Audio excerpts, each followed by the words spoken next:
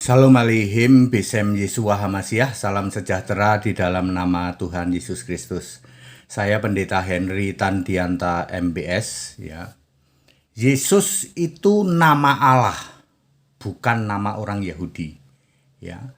Tetaplah sebagai orang Kristen sejati, murni, konsekuen Alkitabiah dengan menyembah Yesus Kristus sebagai satu-satunya Allah yang benar. Allah itu harus punya nama, yaitu Yesus Kristus.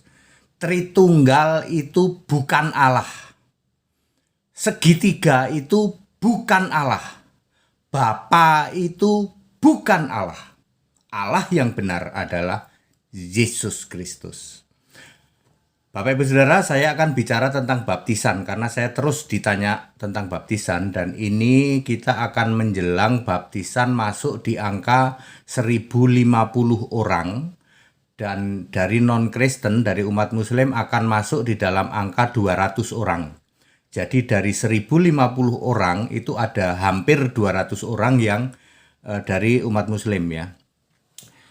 Ya, kita sedang menyongsong itu ya, dalam beberapa hari ini akan tembus angka itu. Kami sudah membaptis, akan masuk di angka 1050 orang dengan 200 orang dari umat Muslim ya, non-Kristen ya. Bapak Ibu Saudara, saya tidak pernah bersentuhan dengan mereka, saya tidak pernah ketemu ya. Mereka mendengar dari tayangan YouTube dan mereka mengambil keputusan untuk itu.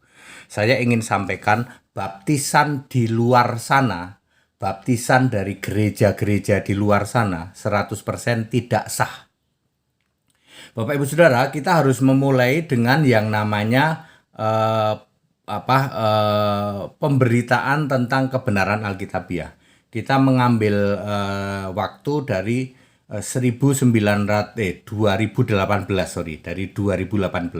di Indonesia. Saya harus jujur, di Indonesia 2018 itulah dimulai pemberitaan tentang Alkitabiah yang murni dan konsekuen. Oleh siapa? Oleh HTD. Ya, tepatnya bulan Mei, sebenarnya dari sebelumnya pun sudah ya.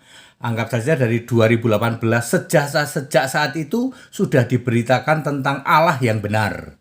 Ya, Allah satu-satunya adalah Yesus Kristus ya. HTD sudah memberitakan bahwa doa Bapa kami jangan dilakukan lagi, penyembahan terhadap Bapa jangan dilakukan lagi. Bapa itu bukan Allah, Tritunggal itu bukan Allahnya orang Kristen. Allahnya orang Kristen itu esa dan punya nama Yesus Kristus. Pribadi itu bukan Allah, Allahnya orang Kristen itu roh. Itu dimulai 2018. Ya, sebelum 2018 Anda sudah meninggal, misalnya kakek, nenek, orang tua Anda 2018 sebelumnya sudah meninggal, beriman pada gereja-gereja di luar sana, tetap selamat. Itulah yang disebut ukuran iman. Imanmu waktu itu ya cuman begitu, Tritunggal ya, atau Allah segitiga, Bapa, Anak, Roh Kudus. Karena gereja mengajarkan itu semua. Belum ada yang mengajarkan Allah Esa. Maka sebelum 2018 di Indonesia, Anda yang beriman kepada siapapun, yang penting Anda percaya Yesus ya. Entah Yesusnya Anda jadikan apa, cuman jadi putra ya dan lain sebagainya, Anda tetap selamat. Ingat, Anda yang meninggal sebelum 2018 ya, Anda ngakunya jadi orang Kristen dan lain sebagainya, Anda tetap selamat. Menjadi masalah ketika setelah 2018. Indonesia sudah diberitakan yang namanya pemberitaan Allah Esa Yesus Kristus. Back to the Bible. Awalnya saya sendiri yang memulai awalnya. Ya, sekarang sudah banyak. Sekarang sudah hampir ada 200 pendeta di semua daerah mulai dari Papua sampai Aceh. Ya, yang memberitakan Allah Esa Yesus Kristus, ya. Sejak 2018 tayangan YouTube kami saja sudah sampai hari ini 4.500-an, 4.400 atau lebih ya. Jadi sudah diberitakan tentang Allah Esa. Makanya kami membaptis selama 4,5 tahun sudah membaptis 1.000, akan memasukin angka 1.050 orang. Dengan 200 diantaranya dari umat Muslim. Ya. Gereja mana yang bisa melakukan itu? Tidak ada. 4,5 tahun membaptis 1.050 orang. Adakah gereja bisa begitu? Tidak ada. Tidak ada ya. Baik. Semua baptisan di luar sana itu tidak sah sejak 2018. Sorry, saya harus ngomong dengan tegas.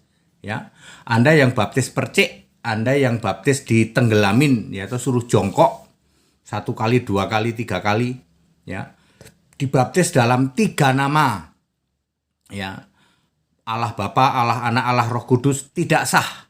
Dibaptis dengan 3 nama tapi abu-abu, Bapa, Anak, Roh Kudus, yaitu Yesus Kristus, tidak sah. Ya, ya, ya, Bapak Ibu Saudara, baptisan yang Anda lakukan semua itu sudah lewat masanya. Eranya sudah lewat. Itu hanya dilakukan ketika Yesus masih jadi manusia.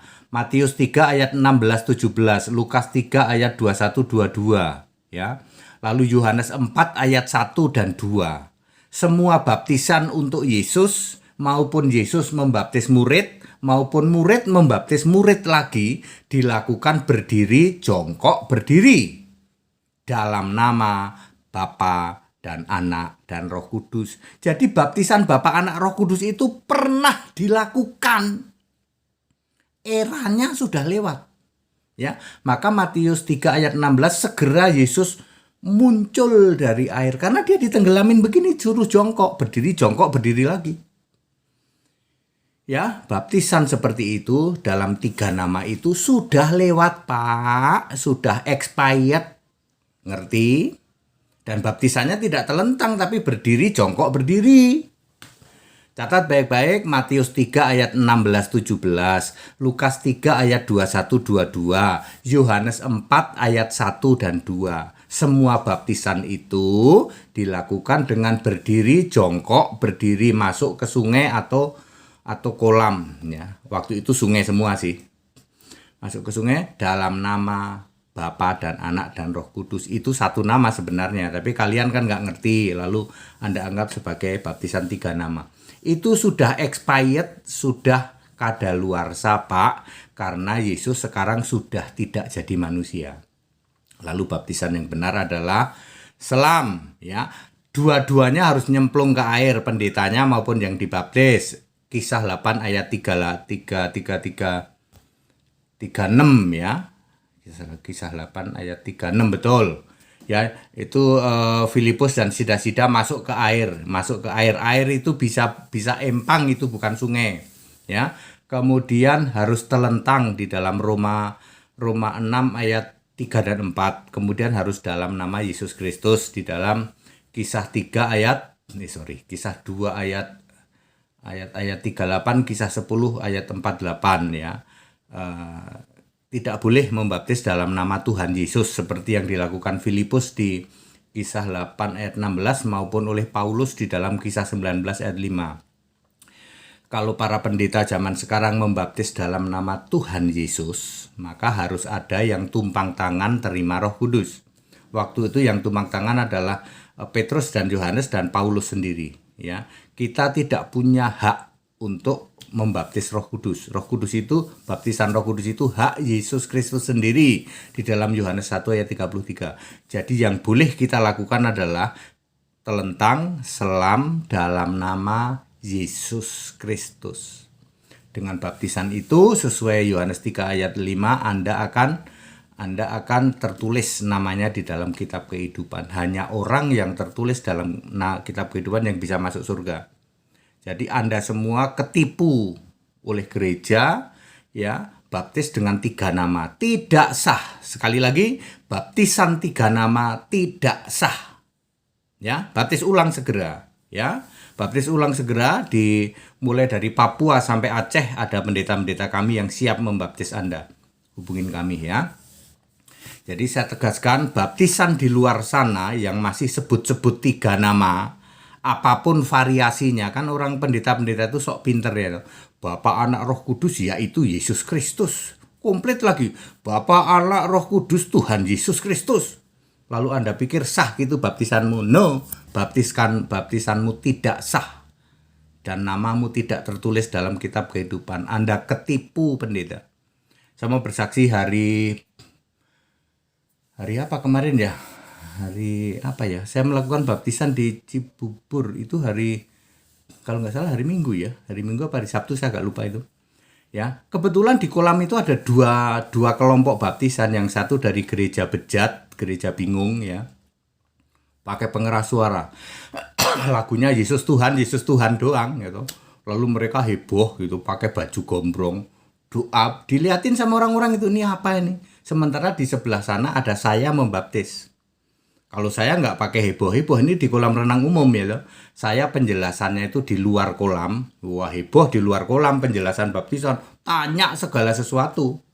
Sampai yang mau dibaptis clear, udah tanya semua. Dia tanya terus. Udah clear, oke siap dibaptis, siap.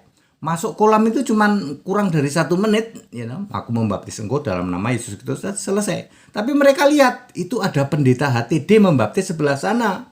Nggak pakai heboh-heboh, nggak pakai pengeras suara. Sementara di sana, sebelah sana, dari gereja bejat, gereja bingung, aku membaptis engkau dalam nama Bapa, Anak, Roh Kudus, yaitu Tuhan Yesus Kristus.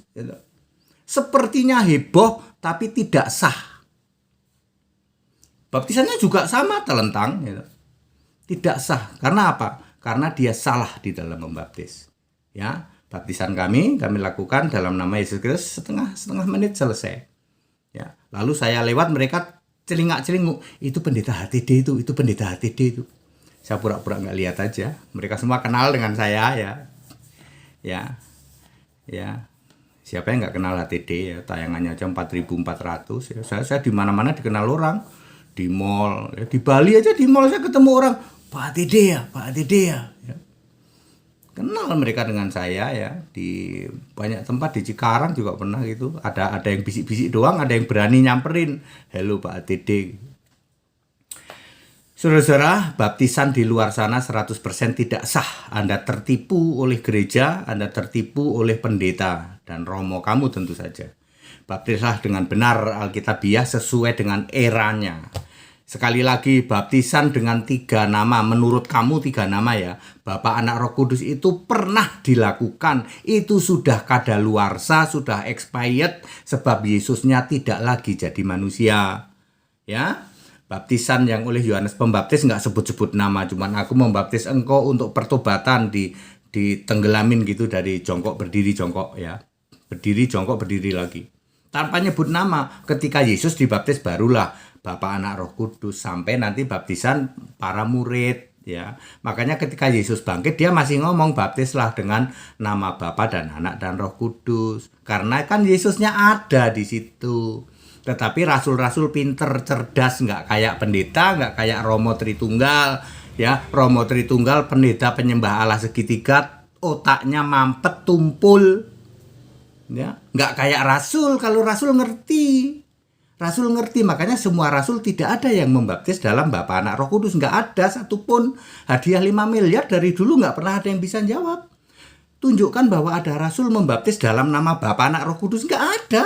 Yang melakukan baptisan di Alkitab ya, menurut Alkitab, di Alkitab itu kan Petrus, kemudian Filipus, kemudian Paulus ya. Semua tidak ada yang membaptis pakai Bapa, Anak, Roh Kudus. Kamu para pendeta penyembah Allah segitiga, para romo penyembah Tritunggal, pikirannya tumpul sehingga kamu membaptis dalam 3 nama. Tidak sah, 100% tidak sah. Kamu ketipu, ya toh? Namamu tidak tertulis dalam kitab kehidupan, useless. Ya, semua orang yang namanya tidak tertulis dalam kitab kehidupan tidak bisa masuk surga. Tak kasih tahu, baca Wahyu 21 ayat 27, Wahyu 20 ayat 15. Hanya orang yang namanya tertulis dalam kitab kehidupan yang bisa masuk surga. Ya, clear? Maka dari itu kitab kehidupan itu sudah ada sejak zaman purbakala di dalam Wahyu 13 ayat 7 sama satu lagi Wahyu berapa itu ya. Bahwa kitab kehidupan itu sudah ada sejak dunia dijadikan. Ya, saya hafalnya Wahyu 13 ayat 7, kalau tidak salah Wahyu 9 ayat 7 juga ya. Sebentar saya cek ya. Supaya ini Wahyu 9 supaya tidak ada Wahyu 13 betul, apa Wahyu 13 ayat 7 betul sih gitu. 10 11 12 13 Wahyu 13 ayat 7 itu ada tertulis di sana, dan ia diberikan untuk berperang kudus dan mengalahkan mereka yang kepadanya diberikan. Oke. Dan semua orang yang diam di atas bumi menyembahnya. 8, Wahyu 13 ayat 8 bukan ayat 7. Dan semua orang yang diam di atas bumi akan menyembahnya, itu setiap orang yang namanya tidak tertulis sejak dunia dijadikan dalam kitab kehidupan. Jadi kitab kehidupan itu memang sudah ada sejak dunia dijadikan. Sejak ada manusia pertama Adam, sudah ada kitab kehidupan. Mungkin Wahyu 9 ayat 8 mungkin ya. Wahyu 9, tadi kan Wahyu 13 ayat 8, bukan ayat 7 ya, saya salah ya. Wahyu mungkin ya. Wahyu 9, oh bukan rupanya, bukan. Ya sudahlah, nanti dicari aja. Setahu saya ada 2 ayat yang mengatakan bahwa kitab kehidupan itu sudah ada sejak dunia dijadikan. Jadi dari dulu keselamatan itu tidak pernah berubah. Harus namamu tertulis dalam kitab kehidupan. Anda pasti jungkir balik ini. Para Romo Tritunggal dan para pendeta penyembah Allah segitiga pasti jungkir balik. Berarti keselamatan itu nggak berubah. Ya nggak berubah. Harus tertulis dalam kitab kehidupan. Dulu tidak perlu Yesus harus mati dulu. Dulu nggak perlu. Di dalam era perjanjian lama kan ada juru selamat. Ya, tidak perlu dibaptis dulu, tapi namamu bisa tertulis dalam kitab kehidupan. Ya, baru era perjanjian baru, Yesus mati di salib, harus ada baptisan. Maka Yesus berkata, kalau kamu percaya dan dibaptis, selama ada kesempatan harus dibaptis ya, supaya namamu tertulis dalam kitab kehidupan. Jadi clear, baptisan di luar sana 100% tidak sah. Siapa bisa membantah? Hubungin hati deh. Segala hormat, kemuliaan untuk Yesus Kristus, satu-satunya Allah yang benar, Allah segala masa, sebelum segala abad, sekarang sampai selama-lamanya. Ayo ikut dibaptis yang benar Alkitabiah, supaya namamu tertulis di dalam kitab kehidupan. Kita menyongsong baptisan 1050 orang, 200 diantaranya dari non-Kristen. Aku tidak pernah menginjil door to door, ya toh. HTD menginjil lewat tayangan YouTube. Dan Roh Kudus bekerja, saya tidak pernah kenal dengan orang-orang yang saya baptis, ya toh. Semua mereka datang, Pak ATD, aku minta dibaptis, ya, di berbagai tempat di Indonesia. Juga ikut sekolah Alkitab biar pinter, biar ngerti, pikiran jangan tumpul. Era sekarang, ya toh, era sekarang kok pikiran tumpul, ya, nggak ngerti kitab suci, itu disebut sesat.